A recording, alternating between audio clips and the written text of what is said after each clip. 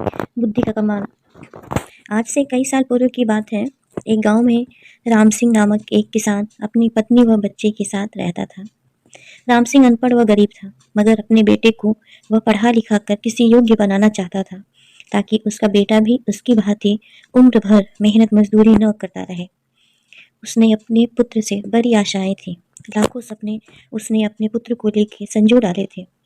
वही उसके बुढ़ापे का लाठी था। उसका बेटा भी काफी बुद्धिमान था। वह गांव के पंडित कस्तूरी लाल के पास जाकर शिक्षा ग्रहण कर रहा था।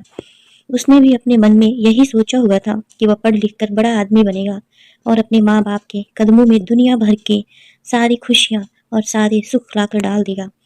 इंसान यदि किसी लक्ष्य को निर्धारित कर ले और सच्चे मन से उसे पाने का प्रयास करे, तो वह उसमें सफलता प्राप्त कर ही लेता है। ऐसा ही सुंदर के साथ भी हुआ। वह अपनी कक्षा में अच्छे नंबरों से उत्तीर्ण हुआ। सारे गांव में उसकी खूब वाहवाही हुई। अपने बेटे की इस सफलता पर राम सिंह का मस्तक भी गर्व से ऊंचा हो उठा। एक दिन राम सिंह ने अपनी पत्नी से कहा, सुंदर की माँ, मेरे मन में सुंदर को लेकर काफी दिनों से एक विचार उठ रहा है। कहो जी। राम सिंह की पत्नी ने कहा, ऐसी क्या बात है? क्या सुंदर की शादी ब्याह का विचार बनाया है? अरे भगवान, शादी ब्याह तो समय आने पे हम उसका करेंगे ही, मगर अभी उसे अपने पैरों पर तो खड़ा होने दें।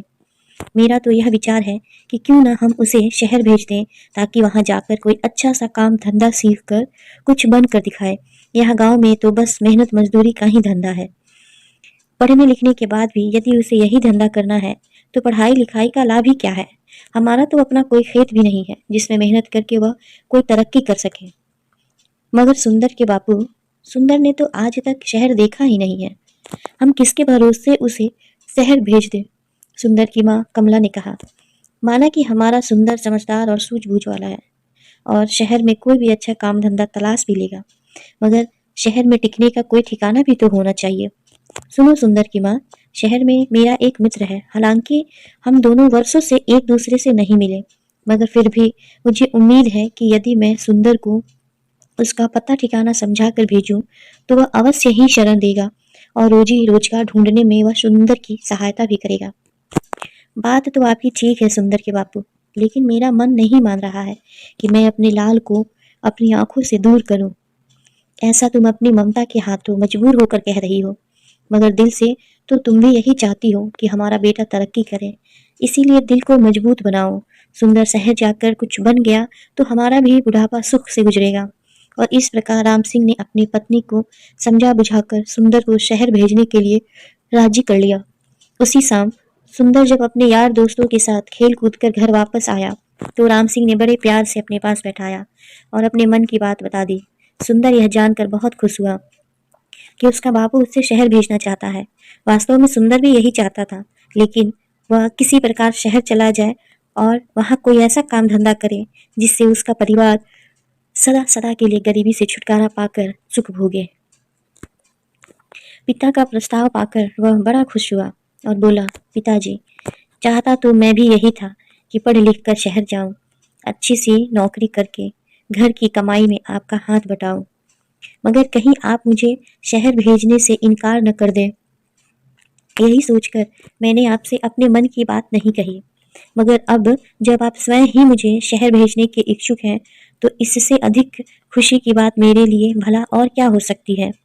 मैं अवश्य ही शहर जाऊंगा।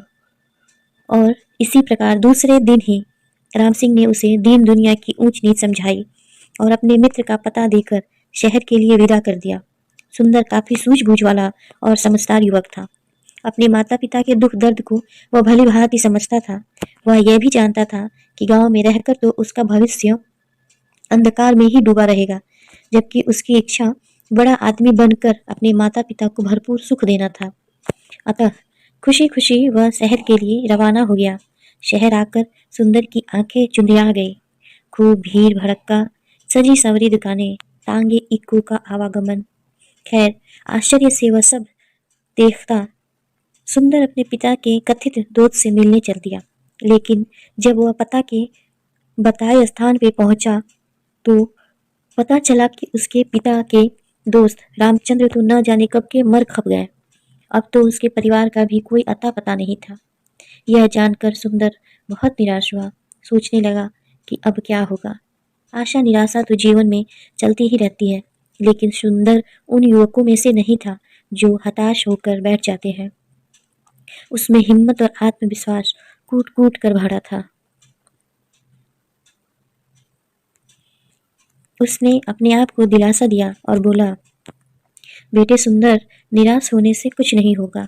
अब शहर आ ही गए हैं तो कुछ करके ही लौटेंगे। माँ और बापू ने मुझसे बड़ी उम्मीदें लगा रखी हैं। मैं ही उनके बुढ़ापे की लाठी हूँ। अब शहर आ ही गया हूँ तो कुछ बनकर ही लौटूंगा। तुझे याद नहीं, गांव में मास्टर जी कहा करते थे, हिम्मत मर्दा मदद खुदा, यानी जो लोग हिम्मत करते हैं उनकी मदद खुद भगवान भी करते हैं।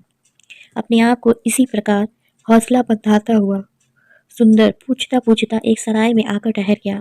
उसने स्नान आदि से निवृत्त होकर थोड़ा आराम किया, फिर किसी नौकरी की तलाश में निकल पड़ा। वह जहाँ भी नौकरी मांगने जाता, दुकानदार उसके बातचीत करने के ढंग से और उसकी सूझबूझ से प्रभावित तो होता, किंतु कोई जान पहचान न होने के कारण उससे नौकरी नहीं मिल पाती थी। इसी प्रकार कई दिन गुजर गए। सुंदर गांव से अपने साथ जो रुपया पैसा लेकर आया था वह भी लगभग समाप्त होने को था। अब तो सचमुच सुंदर को चिंताओं ने घेर लिया। वह सोचने लगा, काश शहर में उसकी कोई जानकारी होती तो अवश्य ही उसे कोई नौकरी मिल जाती। एक दिन की बात है, सुंदर थक हार कर एक पेड़ के नीचे बैठा मौजूदा स्थिति के विषय में सोच रहा था। उसने कुछ ही दूरी पर राज कर्मचारी पेड़ की ठंडी छांव में बैठे गपशप कर रहे थे। अनमना सा सुंदर उनकी बातें सुनने लगा। एक दूसरे से कह रहा था, कुछ भी कर भाई रामवीर, तू बड़ा नसीब वाला है। हम दोनों साथ साथ ही राज दरबार की सेवा में आए थे, मगर तू तरक्की करके राजा जी का खजांची बन गया और मैं रहा सिपाही का सिपाही। इसे कहते हैं तकदीर। तकदीर भी उन्हीं का साथ देती है गंगाराम, जो सूझबूझ और हिम्मत से काम लेते हैं। मैंने अपनी सूझबूझ से कुछ ऐसे काम किए कि महाराज का विश्वास पात्र बन गया और उन्होंने मेरी ईमानदारी देखकर मुझे खजांची बना दिया। ना ना भाई, तू जरूर किसी साधु या फकीर से कोई मंत्र वंत्र पढ़वा लाया होगा जो इतनी जल्दी इतनी तरक्की कर ले, वरना मैं क्यों ना किसी ऊंचे पद पर पहुंच गया। भैया, तू मुझे भी अपनी कामयाबी का राज बता। तेरे जैसे लोग इसी चक्कर में रहते हैं कि पकी पकाई मिल जाए और खा लें। अरे भाई मेरे, अगर इंसान में हिम्मत, हौसला, ईमानदारी, साहस और सूझबूझ हो तो वो पहाड़ को खोद कर नदी बहा दे। देख, तू वह मरा हुआ चूहा देख रहा है ना? रामवीर ने सड़क के किनारे पड़े एक मरे हुए चूहे की ओर इशारा किया। हाँ हाँ, देख रहा हूँ। आने जाने वाले लोग भी उसे देख रहे हैं और घृणा से थूक कर दूसरी ओर मुंह फेर कर निकल रहे हैं। रामवीर भाई, मैं तुझसे तेरी कामयाबी का रहस्य पूछ रहा था और तू मुझे मरा हुआ चूहा दिखा रहा है। ये क्या बात हुई गंगाराम? मैं तुझसे कामयाबी की बाबत ही बता रहा हूँ। सुन, लोग उस मरे हुए चूहे पर थूक कर जा रहे हैं, मगर कोई सूझबूझ वाला इंसान इस मरे हुए चूहे से भी 4 पैसे कमा लेगा। भैया मेरे, अक्ल का इस्तेमाल करने से ही इंसान कामयाबी हासिल करता है, जंतर मंतर से कुछ नहीं होता। मैं समझ गया भाई रामवीर। निराश सा होकर गंगाराम बोला, तू मुझे अपनी कामयाबी का राज बताना ही नहीं चाहता। खैर, कभी तो मेरे भी दिन बदलेंगे। अब चलते हैं। इस प्रकार वे दोनों राज कर्मचारी उठकर चले गए। वे तो चले गए, मगर खजांची रामवीर की चूहे वाली बात से सुंदर के दिमाग में खलबली सी मचा दी। उसके दिमाग में रामवीर की बातें बार बार गूंज रही थी। लोग उस मरे हुए चूहे पर थूक थूक कर जा रहे थे, मगर कोई सूझबूझ वाला इंसान इस मरे हुए चूहे से भी 4 पैसा कमा लेगा, 4 पैसे कमा लेगा। सुंदर सोचने लगा, खजांची की बात में दम है। जिस देश में मिट्टी भी बिकती हो वहाँ कोई चीज बेचना मुश्किल नहीं, मगर इस मरे हुए चूहे को खरीदेगा कौन? कैसे कमाएगा कोई 4 पैसे? चूहे को घूरते हुए सुंदर यही सोच रहा था, लेकिन उसकी समझ में नहीं आ रहा था। तभी सड़क पे एक तांगा आता हुआ दिखाई दिया। तांगे में एक सेठ बैठा था जिसने एक बिल्ली को अपनी गोद में दबोचा हुआ था। बिल्ली बार बार उसकी पकड़ से छूटने की कोशिश कर रही थी। अभी घोड़ा गाड़ी सुंदर के आगर से गुजरी ही थी कि बिल्ली सेठ की गोद से कूदी और सड़क के किनारे झाड़ियों में जा घुसी। अरे अरे, तांगे वाले, तांगा रोको, मेरी बिल्ली कूद गई, सेठ चिल्लाया। तांगा रुका। सेठ उतरकर तेजी से झाड़ियों की तरफ लपका। अरे भाई तांगे वाले, देखो, मेरी बिल्ली उन झाड़ियों में जा घुसी है, उसे पकड़ने में मेरी मदद करो। सेठ झाड़ियों के पास जाकर बिल्ली को बुलाने लगा। आप उसी आ। इसी बीच तांगे वाला और सुंदर सहित कुछ अन्य लोग भी वहां जमा हो गए थे। अरे भाई, मैं किसी खास प्रयोजन से इस बिल्ली को खरीद कर लाया हूँ, कोई इसे बाहर निकालने में सहायता करो। सेठ बेताब होकर एक चित्र हो गए और लोगों से गुहार कर रहे थे। जबकि झाड़ियों में घुसी बिल्ली पंजे झाड़ झाड़ कर गुड़गुड़ा रही थी। देख नहीं रहे हो सेठ जी किस प्रकार गुर्रा रही है, एक व्यक्ति बोला, हाथ आगे बढ़ाते ही झपट पड़ेगी। यह सब देखकर सुंदर के मस्तिष्क में राजा के खजांची की बात गूंज गई। कोई सूझबूझ वाला इंसान ही इस मरे हुए चूहे से भी 4 पैसे कमा लेगा। सुंदर के मस्तिष्क में धमाका सा हुआ और तुरंत उसके मस्तिष्क में एक युक्ति आ गई। वह सेठ से बोला, सेठ जी अगर मैं आपकी बिल्ली को काबू करके दूं तो आप मुझे क्या देंगे? आए सेठ जी ने तुरंत सुंदर की ओर देखा और बोला, भाई तू मेरी बिल्ली को काबू करके देगा तो मैं तुझे एक चांदी का सिक्का दूंगा। चांदी का सिक्का? सुंदर के मुंह में पानी भर आया। ठीक है आप यहीं रुकिए, मैं अभी आपकी बिल्ली काबू करके आपको देता हूँ, कहकर सुंदर दौड़ा दौड़ा उसी दिशा में गया जिधर मरा हुआ चूहा पड़ा था। वाह बेटा सुंदर, बन गया काम। उस खजांची ने ठीक ही कहा था कि यदि सूझबूझ से काम लिया जाए तो इस मरे हुए चूहे से भी 4 पैसे कमाए जा सकते हैं। सुंदर ने मन ही मन खुश होते हुए एक रस्सी तलाश की और चूहे की गर्दन में फंदा डालकर झाड़ियों की ओर चल दिया। हटो हटो सब पीछे हटो।